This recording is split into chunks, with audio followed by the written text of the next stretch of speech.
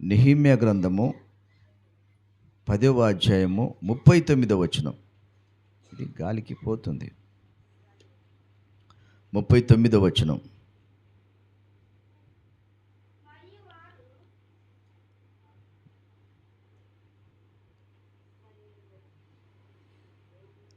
చదవండి 39వ వచనం. నెహెమ్యా గ్రంథము 10వ అధ్యాయము 39వ వచనం. ఇజ్రాయేలీయులను చదవండి.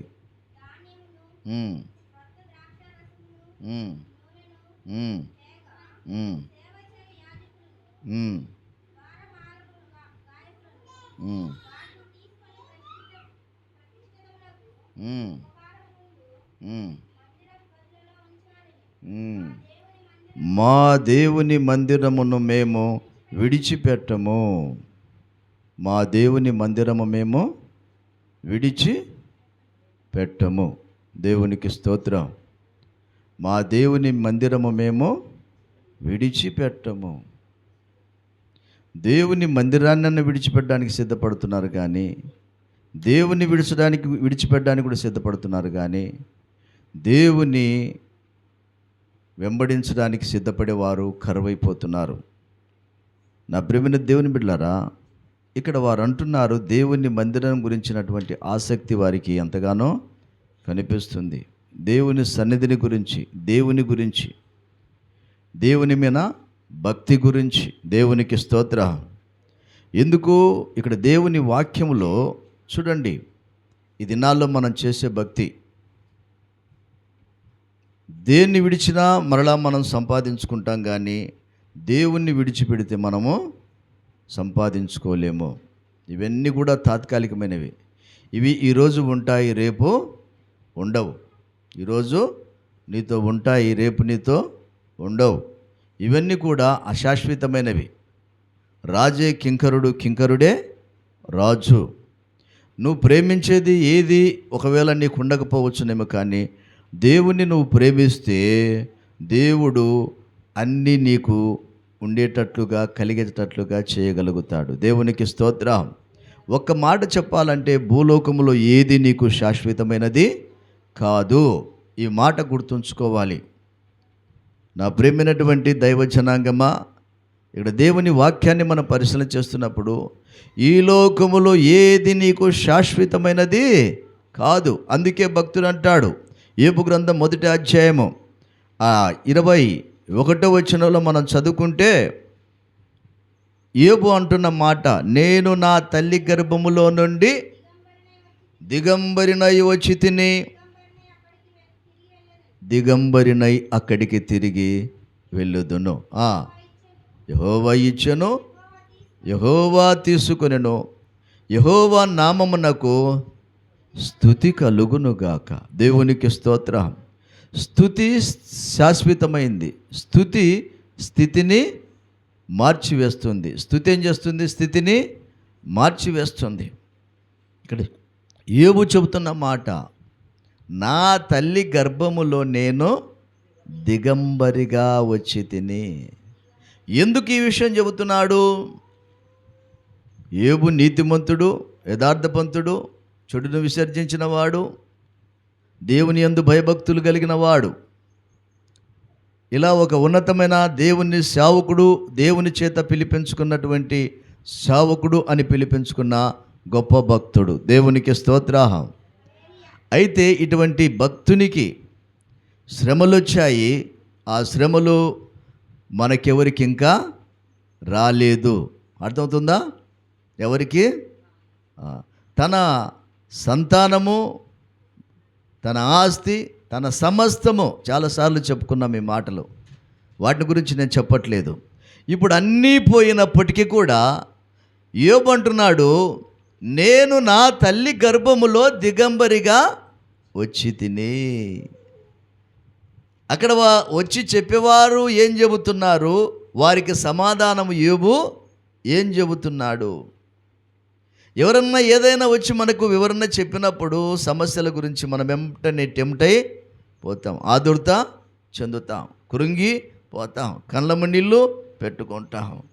గుండెలు బాదుకుంటాం. ఇట్లా రకరకాలుగా మనము మన యొక్క యాటిట్యూడ్స్ అనగా మన ప్రవర్తనలో చేంజ్ వచ్చేస్తుంది. సమూలమైన అలజడి బయలుదేరుతుంది.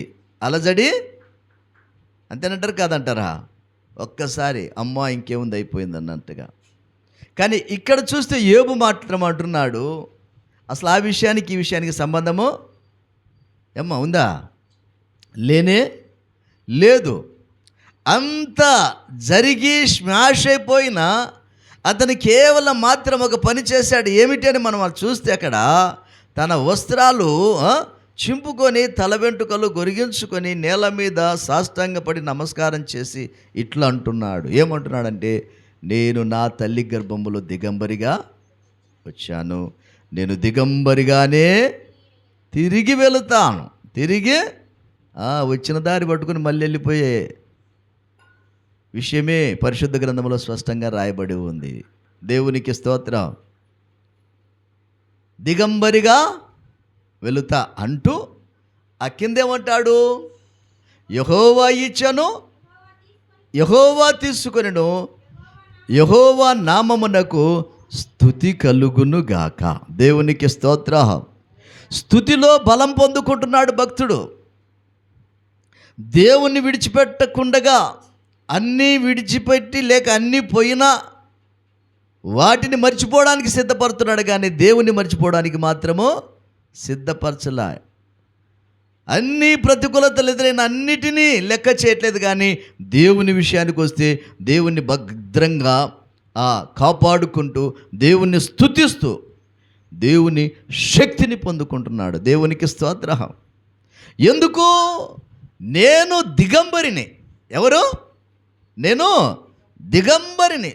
వచ్చిన తర్వాత అన్ని వేషాలు, పగటి వేషాలు, రాత్రి వేషాలు, అన్ని వేషాలే మానవుడి జీవితం. ఈ వేషాలన్నీ ఏసేమైనా స్థిరమా అంటే స్థిరమో కాదు. ప్రపంచాలు ఈనాడు యుద్ధాలు జరుగుతున్నాయి. యుద్ధ ఘోష, టెక్నాలజీని ఉపయోగిస్తున్నారు, అణుబాంబులు. మనం అనుకుంటాం ఇంకేం పర్లేదులని. కాదు కాదు కాదు కాదు మొత్తం స్మాష్ అయిపోయే దినాల్లోనికి వచ్చేసాము. యుద్ధఘోష, పెట్టలు రాలిపోయినట్టు ఎక్కడికెక్కడ బూడిదైపోతున్నారు. యుద్ధాలు జరుగుతున్నాయి ఆల్రెడీ. ఇరాన్, అమెరికా, ఇజ్రాయెల్ దేశం మీదకి, యుక్రెయిన్, రష్యా మీద, చిన్న దేశం. ఇవన్నీ వేదనలకు ప్రారంభమని వాక్యం సెలవిచ్చింది. యేసయ్య ముందుగానే చెప్పాడు, జనం మీదికి జనమును, రాజ్యం మీదికి రాజ్యమును, భయంకరమైన ప్రతికూల పరిస్థితులు వస్తాయి అని చెప్పాడు ఆయన. రానే వచ్చాయి. దేవునికి స్తోత్రం. ఆయన మాట ఎన్నడూ అబద్ధము కాదు. ఆయన మాట చెప్పి ఆయన నెరవేర్చని దేవుడు. ఆయన మాట ప్రతిదీ నిజమే. ఎందుకు ఆ మాటలు చెప్పాడు? నీవెవరో నీవు తెలుసుకోవాలని, నీవెవరో నువ్వు గ్రహించాలని. దేవునికి స్తోత్రం. కాబట్టి యోబు గ్రహించాడు. యోబుకు తెలుసు, ఊజు దేశమంతట్లో ధనవంతుడు, ప్రపంచమంతా మంచి పేరు కలిగిన వాడు యోబు. అయినా దేవుని విషయాలు బాగా క్షుణ్ణంగా తెలిసిన వాడుగా ఉన్నాడు. దేవుణ్ణి స్తుతించుటలో, దేవుణ్ణి సంపాదించుకున్నట్లో, దేవుని యొక్క మరి గుణగణాలు గ్రహించుటలో మొదటి వ్యక్తిగా కనిపిస్తాడు. అందుకే అక్కడ అంటాడు, నేను దిగంబరిగా నా తల్లి గర్భంలో నుంచి వచ్చాను, నేను మరలా దిగంబరిగా వెళుతాను. ఎందుకు పోజులు, ఎందుకు అహంకారము, ఎందుకు అహంభావము, ఎందుకు లెక్కలేనితనం? నా ప్రియమైన దేవుని బిడ్డలారా, ఇక్కడ దేవుని వాక్యము సెలవిస్తున్న మాట ఏమిటంటే, దిగంబరత్వము చివరికి మనకు మిగులుతుంది భూలోకములో. దిగంబరత్వమే మనకు మిగులుతుంది. కాబట్టి భక్తుడు అంటాడు, ఈ లోకములో అన్న వస్త్రములు గలవారమై ఆకలి తీర్చుకొని దాటుకొని వెళ్ళిపోయేటువంటి స్థితినే దేవుడు చూపించాడు. మానవుడు, ఆది మానవుడిని మనం చూస్తే, ఎందుకంటే ఇక్కడ దేవుని వాక్యంలో చూస్తే ఇంకో మాట, ఇది దేవుడు పెట్టినటువంటి ఈ మరి దీన్ని ఏమంటారంటే దేవుడు పెట్టిన చట్టం అని కూడా మనం చెప్పవచ్చు. ఆదికాండం 3వ అధ్యాయము మనం చదివితే ఇక్కడ 3వ అధ్యాయము 19వ వచనములో దేవుడు మానవుడికి చెప్పిన మాట అక్కడ మనం చూస్తున్నాం. నీవు నేలకు తిరిగి చేరు వరకు నీ ముఖము చెమట కార్చి ఆహారము తిందువు. ఏలయనగా నేల నుండి నీవు తీయబడితివి, నీవు మన్నే గనుక తిరిగి ఎక్కడికి వెళ్తావు? మన్నైపోతావు. తిరిగి మన్నయి పోతావు. చూసావా, నువ్వు నేల నుండి తీయబడ్డావు. కొందరికి మట్టి అంటే బాగా ఇష్టం తినడానికి. ఎందుకు? ఈ శరీరం కూడా మట్టి శరీరం కాబట్టి. జాగ్రత్తగా వినాలి. మట్టి శరీరము, ఈ మట్టి శరీరము మట్టినే ఆశిస్తుంది. కాబట్టి దేవుడు మానవుని సృష్టించాడు, మానవునికి మంచి జీవితాన్ని ప్రసాదించాడు. ఆ మానవ జీవితంలో మంచి జీవితాన్ని పోగొట్టుకుంటే మరలా దేవుని ప్రేమ విడిచిపెట్టక, ఇక్కడ ఆయన పెట్టిన ఏర్పాటు ఏంటంటే నీవు చెమటోర్చి పని చేయాలి. చెమటోర్చి పని చేయాలి. నువ్వు బ్రతుకు దినములన్నీ కూడా. అయితే చివరికి నీకు మిగిలేది ఏంటంటే దిగంబరత్వమే. వినాలి, చివరికి దిగంబరివే. నువ్వు ఎవరైనా, నువ్వు నల్లోడువైనా తెల్లోడువైనా, నువ్వు సైంటిస్టువైనా ఎథిస్టువైనా ఏ ఇస్టువైనా నీవు దిగంబరివి. దేవుని వాక్యము స్పష్టంగా తెలియపరుస్తుంది, దిగంబరి. కాబట్టి అక్కడ దేవుడు మొదటగా చెప్పాడు, నువ్వు మన్నైపోతావు. ఏమైపోతావు? అందుకే ఇంకో మాట ప్రసంగి గ్రంథంలో మనం చూస్తే 5వ అధ్యాయం 15వ వచనంలో కూడా చెబుతాడు. అక్కడ ఈ మట్టికి దేవుడు చెబుతున్న మాట ఏంటంటే, ఈ మట్టిలో కలిసిపోతుందంట, దేవుని ఆత్మ ఆయన యొద్దకు చేరుతుంది. దేవునికి స్తోత్రం. ఏమమ్మా చెప్పండి, చదవండి. 12:5. 5:15 ప్రసంగి. 5:15 ప్రసంగి. వాడు ఏ ప్రకారము తల్లి గర్భములో నుండి వచ్చునో ఆ ప్రకారముగానే తాను వచ్చునట్లే దిగంబరిగానే మరలా పోవును. తాను ప్రయాసపడి ఆ ఏదైనాను చేత పట్టుకొని పోడంట. ఆడు వచ్చిన ప్రకారముగానే మరలా వెళ్ళిపోతాడు. చాలమ్మా, మరలా పోవాల్సిందే. ఇంకో మాట చదవండి, అదే 12వ అధ్యాయం 7వ వచనములో.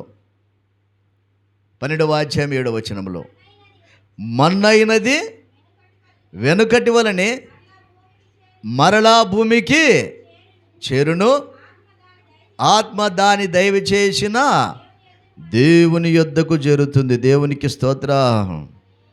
నరుని ఆత్మ యెహోవా పెట్టిన దీపము. ఈ భూలోకములు దాన్ని ఆరిపోకుండా చూసుకోవాలి. కాబట్టి జాగ్రత్తగా భక్తిని కాపాడుకోవాలి. ఇప్పుడు శరీరంతో ఉన్నటువంటి యోబు అంటున్నాడు, తన సమస్తము ఒక్కసారి పోయినప్పటికీ కూడా యెహోవా ఇచ్చెను, యెహోవా తీసుకొనెను. యెహోవా నామమునకు స్తుతి కలుగును గాక. ఎందుకు స్తుతి చెల్లించాలంటే, నేను తల్లి గర్భములో వచ్చినప్పుడు నేను దిగంబరినైన నా జీవితంలో దేవుడు ఆయుష్నిచ్చి, ఆరోగ్యాన్నిచ్చి, ఈ సర్వ సంపదలిచ్చి, ఈ పేరు ప్రతిష్టలనిచ్చి, బిడ్డలనిచ్చి నన్నెంతగానో ఘనపరిచాడు. ఇంతవరకు మరలా ఆయన అవన్నీ తీసివేసుకున్నాడు. దేవునికి స్తోత్రం. అందులో నా కష్టము, నా శ్రమ, నా ఇది ఏమీ లేదు. అంతా ఆయన ఇచ్చింది. దేవునికి స్తోత్రం. హల్లెలూయా. అంతా ఆయనదే. చూసారా, అంత ఆయనదే అని అంత పోయినాక కూడా యోబు స్తుతించడం మానట్లేదండి. యోబు స్తుతించడము భక్తిలో ఉన్న రహస్యము. స్తుతించడం మానలా. ఎంతగా స్తుతిస్తున్నాడంటే ఆ టైంలో ఎవరైనా స్తుతిస్తారా? ఇప్పుడు అమ్మను బట్టి నేను సంతోషపడుతున్నా. దేవునికి స్తోత్రం. ఎంత సంతోషంగా ఉంది నాకు. అదే ఇంకొకరైతే ఏం మందిరమో, ఏం ప్రార్థనో, ఏం వేసాయో. అమ్మా ఏందమ్మా మందిరానికి రాలేదంటే, ఏమొస్తావయ్యా నా కడుపే పోయిందని. ఏడికి పోయింది నీ కడుపు? దేవుడిచ్చాడు, దేవుడు తీసుకున్నాడు. ఇక బాధపడాల్సిన అవసరం లేదు. మనము కూడా ఒకనాడు అక్కడికి వెళ్ళవలసిన వారమై ఉన్నాము. దేవునికి స్తోత్రం. అక్కడికే మనం వెళ్ళాలి, కానీ మరలా వాళ్ళు ఇక్కడికి రారు. కాబట్టి ఇక్కడున్న మనము కూడా వెళుతామని తెలిసి మనము దేవుని స్తుతించాలి తప్ప, దేవునికి ప్రాముఖ్యతనివ్వాలి తప్ప, దేవుని మందిరమును విడిచిపెట్టము, దేవుని సన్నిధిని విడిచిపెట్టము అని దేవుని కొరకు ప్రతిజ్ఞతో బ్రతకాలే తప్ప మరలా మనము వెనుకబాటైపోయే వారము కాదు. అర్థమవుతుంది మాటలు మీకు? దేవుని వాక్యము స్పష్టంగా తెలియపరచబడుతుంది. కాబట్టి నా ప్రియమైన దేవుని బిడ్డలారా, దేవుని స్తుతించే విషయంలో ముఖమాటం లేని వారమై మనం ఉండాలని దేవుడు వాక్యం సెలవిస్తున్నాడు. ఒకానొక సందర్భం వచ్చింది. మీరు 2 సమూయేలు గ్రంథం 6వ అధ్యాయము 20వ వచనం ఒకసారి మనం చదువుకుందాం. దావీదు మందసమును తీసుకొని రావడం జరిగింది. ఆ మందసమును తీసుకొస్తున్నప్పుడు, మందసమును తీసుకొచ్చిన తర్వాత ప్రజలందరినీ దావీదు ఆశీర్వదిస్తూ ఒక రాజు స్థానంలో ఉన్నాడు, రాజు అయి ఉన్నాడు. ఉండి వారందరి ముందు, ఆ మందసము ముందు, దేవుని సన్నిధి ముందు, దేవుని సన్నిధిలో తనను మర్చిపోయి దిగంబరత్వంతో ఆ దేవుణ్ణి స్తుతించినట్లుగా మనం చూస్తాం. దేవునికి స్తోత్రం. ఎంతగా స్తుతించాడంటే అంతగా చదవండి ఏమనుంది అక్కడ? 20వ వచనం, 6:20 వచనం. 2 సమూయేలు గ్రంథం 6వ అధ్యాయము 20వ వచనాన్ని మనం ఒకసారి చూద్దాం. తన ఇంటి వారిని దీవించుటకు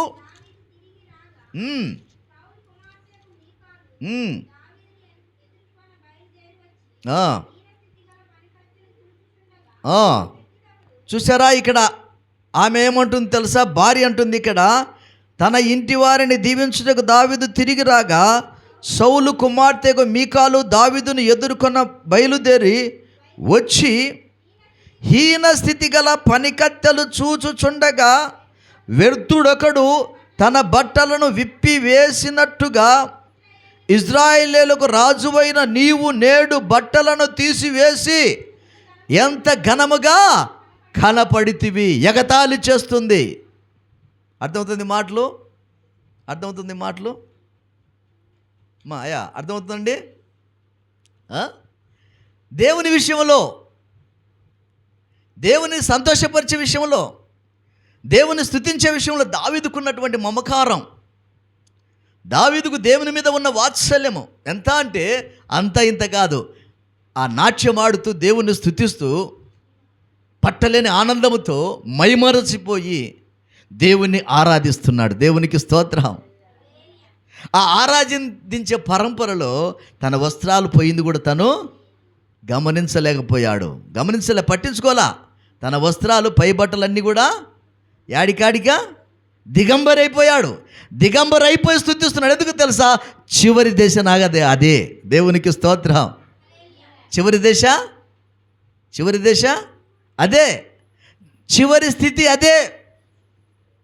కనుక నా చివరి స్థితి నేను గ్రహించాను కనుక నేను దేన్ని నాకు గుర్తుకు రాదు, దేన్ని గురించి నాకు వ్యాపకం లేదు, దేన్ని గురించి నాకు తలంపులు చింతన లేదు, దేవుణ్ణి స్తుతిస్తున్నాను. యోబు కూడా అదే చేసినట్టుగా మనం చూస్తున్నాం. దేవునికి స్తోత్రం. యెహోవా ఇచ్చాడు, యెహోవా ఆయనకే స్తుతి కలుగును గాక. దేవుడు నన్ను సృష్టించాడు, దేవుడు నన్ను రాజును చేశాడు, దేవుడు ఇంత గొప్ప చేశాడు, ఆయనకే స్తుతి కలుగును గాక. స్తోత్రం. స్తుతులు చెల్లిస్తున్నాడు.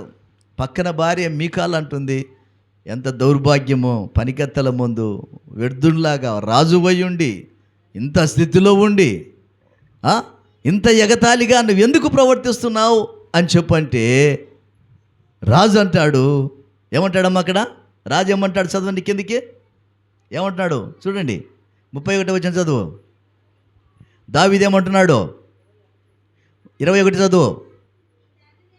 నీ తండ్రిని అతని సంతతిని విసర్జించి ఇజ్రాయేలీయులను తన జనుల మీద నన్ను అధిపతిగా నిర్ణయించుటకై నన్ను ఏర్పరచుకొనిన యెహోవా సన్నిధిని నేనాలాగు చేసి తిని, యెహోవా సన్నిధిని నేను ఆటాడి తిని, ఇంతకంటే మరి ఎక్కువగా నేను తృణీకరించబడి నా దృష్టికి నేను అల్పుడనై నీవు చెప్పిన పనికత్తెల దృష్టికి గనుడనగుదనని మీకాలుతో చెప్పాను. దేవునికి స్తోత్రం, హల్లెలూయా. ఎప్పుడైతే ఆ మాట అన్నాడో మరణం వరకు కూడా మీకాలకు గర్భము తెరవబడ, దెబ్బకు మూసుకుపోయింది. దేవుణ్ణి ఎగస్తాళి చేసి దేవుణ్ణి స్తుతించి దావీదు ఘనుడుగా పరిగణించబడ్డాడు. దేవునికి స్తోత్రం, హల్లెలూయా. మందిరం అంటే లెక్కలేదు, దేవుని సన్నిధి అంటే లెక్కలేదు. ఇష్టానుసారంగా ప్రవర్తించే వారిని మనం చూస్తున్నాం.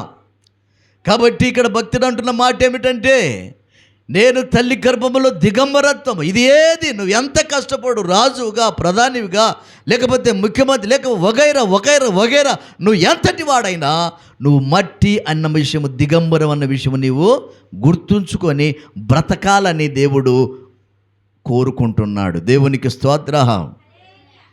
ఆయన లేకుండగా ఏది కలగలేదు. ఆయన ద్వారా నీవు జీవిస్తున్నావు అన్న విషయాన్ని మరిచిపోకూడదని దేవుడు సెలవిస్తున్నాడు. దేవునికి స్తోత్రం.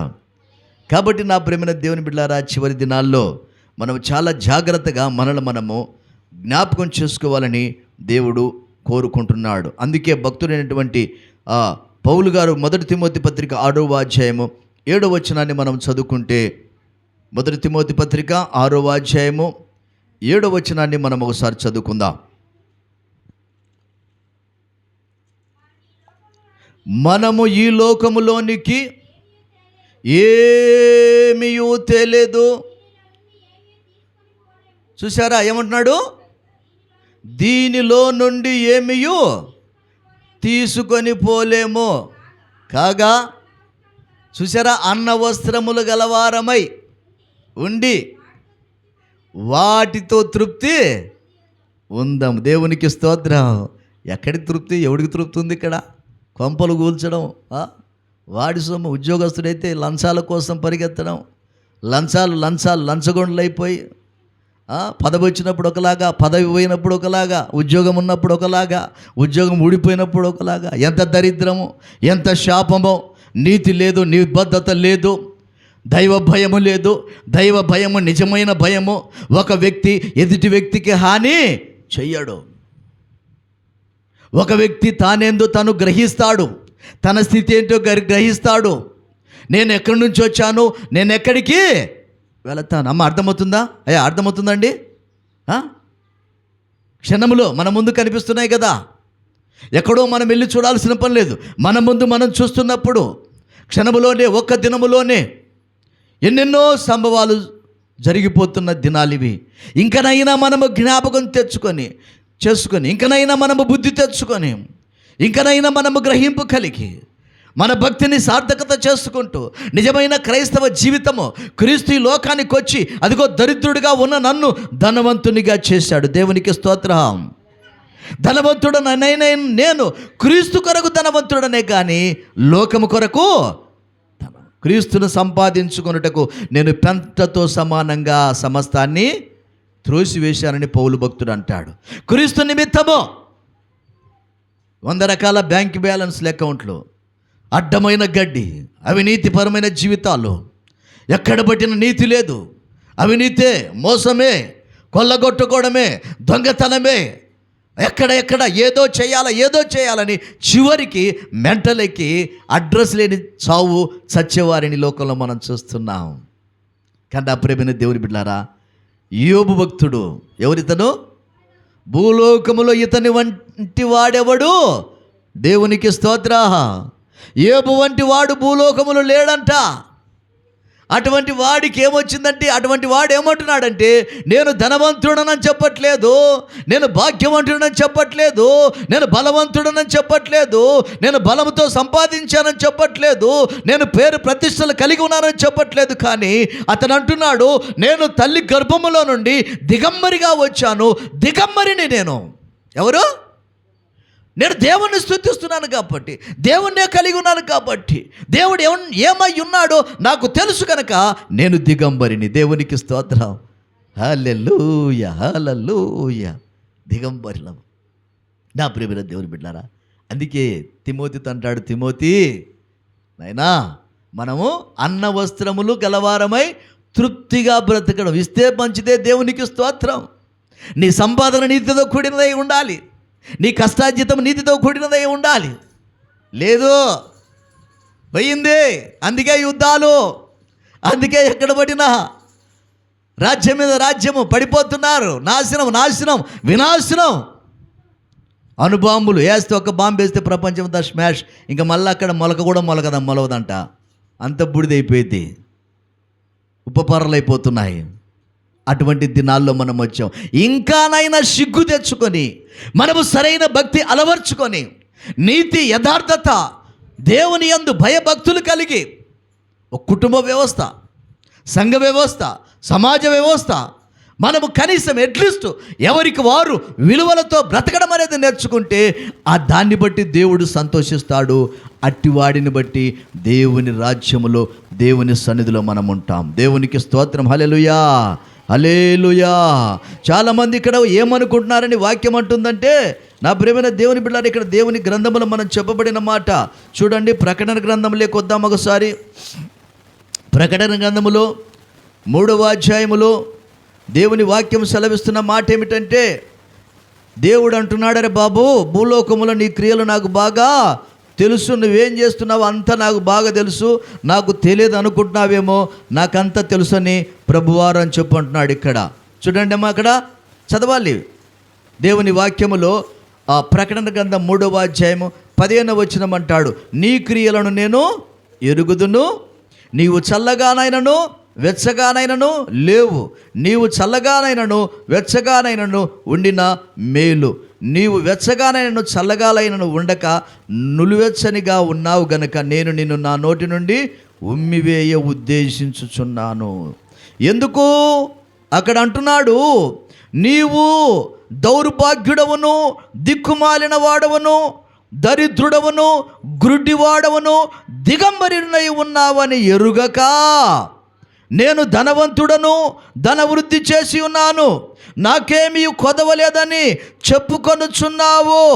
నీవు ధనవృద్ధి చేసి కొనున్నట్లు అగ్నిలో పుటం వేయబడిన బంగారము నీ దిశముల సిగ్గు కనపడకుండానట్లు ధరించుకొనుటకు తెల్లని వస్త్రములు నీకు దృష్టి కలుగునట్లు నీ కన్నులకు నా కాటుకను నా యుద్ధ కొనుమని నీకు బుద్ధి చెప్పుచున్నాను. దేవునికి స్తోత్రం. ధనవంతుని అనుకుంటున్నారు చాలామంది. గురుడివాడు అంటున్నాడు ప్రభువారు. ఇక్కడేమంటున్నాడు ఇంకో మాట, దిగంబరివై ఎరగక. దిగంబరి అన్న విషయము తెలియక చాలామంది ప్రవర్తిస్తున్నారని. యోబుకైతే అర్థమైపోయింది నేను దిగంబరినని. ప్రసంగి సొలొమోను, జ్ఞాని అయినటువంటి సొలొమోనుకు అర్థమైపోయింది నేను దిగంబరిని. దావీదు భక్తుకు అర్థమైపోయింది నేను దిగంబరినని. అందుకే వారికి తెలుసు. కాబట్టి ఎప్పుడో ఒక రోజు ఈరోజు నేను వదిలిపెడతాను. అక్కడ అంటాడు భక్తుడు, ప్రసంగి అంటాడు, ఇదిగో ఏదైనా దేవుడిచ్చాడంటే ఈ లోకంలో అన్నపానములు తిని ఇదంతా కష్టార్జితము నా దేవుని ఆశీర్వాదమని అనుకోవాలని దేవుని వాక్యములో ప్రసంగి భక్తుడు అంటాడు. కాబట్టి నా ప్రియమైన దేవుని బిడ్డలారా, దేవుని వాక్యం వింటున్న మన జీవితంలో దేవుని సంఘానికి ఉండవలసిన లక్షణము, మనము ఈ లోకములో దిగంబరులము. హెబ్రీ పత్రికలు కూడా ఉంటుంది 11వ అధ్యాయము, విశ్వాస వీరుల జాబితా అంతా కూడా ఆకలి దప్పులు, దిగంబరత్వము, వస్త్రము లేదు, ఎంతో వేదనకరమైన స్థితిలో వారి భక్తిని కొనసాగించారు. వారి పేర్లు జీవ గ్రంథంలో రాయబడ్డాయి. దేవునికి స్తోత్రం. అయినను మనము లేకుండగా వారు పరిపూర్ణులు కారని వాక్యం అంటుంది. మరి మనకెంత భాగ్యం ఇచ్చాడు. దేవునికి స్తోత్రం. హల్లెలూయా, హల్లెలూయా. ఎంత భాగ్యం ఇచ్చాడు మనకు, ఎంత ధన్యత, ఎంత భాగ్యము. తినడానికి ఏమన్నా కరువు ఉందా? తిండి వస్త్రాలకు ఏమన్నా కరువు ఉన్నాయా? నా ప్రియమైన దేవుని బిడ్డలారా, ఉండటానికి ఏమన్నా కరువు ఉందా? కావలసినంత ధనము, కావలసినంత సంపాదన, ఎంత సంపాదించినా ఇదంతా విడిచిపెట్టాలి. దీన్నంతా ఎవరి పాలవుతుందో. ఈడేమో తినక కష్టపడి నీళ్ళు లేక అన్నం లేక కూడబెట్టి కాడబెట్టి కష్టపడి కూడబెట్టి చచ్చిపోతే అది ఎవడో లోకుల పాలైపోయింది. అర్థమవుతుంది మాటలో. ఊజు దేశములో యోబు ఒక గొప్ప ధనవంతుడై ఉండి అన్నీ పోయినా సరే యోబు అంటున్నాడు, నేను స్తుతించుట ఆపను. దేవునికి స్తోత్రం, హల్లెలూయా. దేవునికి స్తుతి కలుగును గాక. దీన్ని బట్టి ఏమర్థమైందంటే దేవుని సంగమా, మీకు ఏమర్థం చేసుకుంటున్నావు? నేను దేవుణ్ణి స్తుతిస్తాను. దేవునికి స్తోత్రం. నేను దేవుని మందిరాన్ని మానను, దేవుని స్తుతించుట మానను, విడిచిపెట్టను. నేను ఏమున్నా ఏమి లేకపోయినా నేను మాత్రం నా దేవునికి స్తోత్రం, హల్లెలూయా. యోబు బిడ్డలు పోయారని కొందరు వచ్చి చెబితే నేను దేవుని స్తుతిస్తానంటున్నాడు. దేవునికి స్తోత్రం. యోబు ఇదిగోని యుద్ధ నౌకలు, యుద్ధము సైన్యమంతా పోయిందని యోబు దగ్గరికి వచ్చి పనివారు చెబితే నేను దేవుణ్ణి స్తుతిస్తాను. దేవునికి స్తోత్రం. అయ్యా, రాజ్యమంతా కొల్లగొట్టకపోయింది, ఇంకేమి లేదు, నీ పిల్లలంతా నాశనం అయిపోయిందంటే ఏది నాశనం అయిపోయినా, నేను నాశనం అయిపోయినా నా దేవుణ్ణి స్తుతిస్తాను. దేవునికి స్తోత్రం, హల్లెలూయా. స్తుతించెదా స్తుతించెదా నా ప్రాణం ఉన్నంత వరకు స్తుతించెదా, నా ప్రాణం ఉన్నంత వరకు. దేవునికి స్తోత్రం, హల్లెలూయా. ప్రాణం ఉన్నంత వరకు మనము దేవుణ్ణి స్తుతించేవారుగా ఉండాలి. దేవుని మందిరాన్ని మేము విడిచిపెట్టము. దేవుణ్ణి స్తుతించుటమేమో విడిచిపెట్టము. నిజమైన భక్తుడికి, భక్తురాలికి, నిజమైన భక్తులకు ఉండవలసిన లక్షణం విడిచిపెట్టను. స్తుతించుట ప్రాణం పోయేంత వరకు కూడా నేను నా దేవుణ్ణి దిగంబరిగా వచ్చి, నా తల్లి గర్భములో దిగంబరిగా వచ్చి తిని దిగంబరిగానే నేను వెళతాను. యెహోవా నామమునకే స్తుతి కలుగునుగాక. దేవునికి స్తోత్రం, హల్లెలూయా. కాబట్టి నా ప్రియమైన దేవుని బిడ్డలారా, జాగ్రత్తగా పరీక్ష చేసుకుందాం. దేవుని స్తుతించుట విషయంలో సిగ్గుపడాల్సిన అవసరమో లేదు. నువ్వు దేవుని ఎంత స్తుతిస్తే అంత శక్తిని నీవు పొందుకుంటావు. దేవుని స్తుతించిన యోబు సిగ్గుపరచబడలేదు, కానీ దేవుడు అదిగో యోబుకు అంతకంటే రెండంతల ఆశీర్వాదాన్ని ఇచ్చాడు. దేవునికి స్తోత్రం. స్తుతించే సంఘములో నువ్వు ఉండాలి. ఆత్మ సంబంధమైన సంఘములో నువ్వు నాటబడాలి. ఈ వాక్యము నిన్ను బలపరుస్తుంది. ఆ వాక్యమే నిన్ను నిత్యత్వంలో చేరుస్తుంది. దేవునికి స్తోత్రం. కాబట్టి పరీక్ష చేసుకుందాం. ఎవరికి వారుగా మోకరించి ప్రార్థన చేసుకుందాం. ఈ జీవిత కాలములో, నీకు ఇవ్వబడిన కొద్ది కాలములో దేవుణ్ణి స్తుతించడం అనేది ఎంతవరకు నువ్వు అలవరుచుకున్నావో నిన్ను నువ్వు పరీక్ష చేసుకో. మోకరించి ప్రార్థన చేసుకుందాం.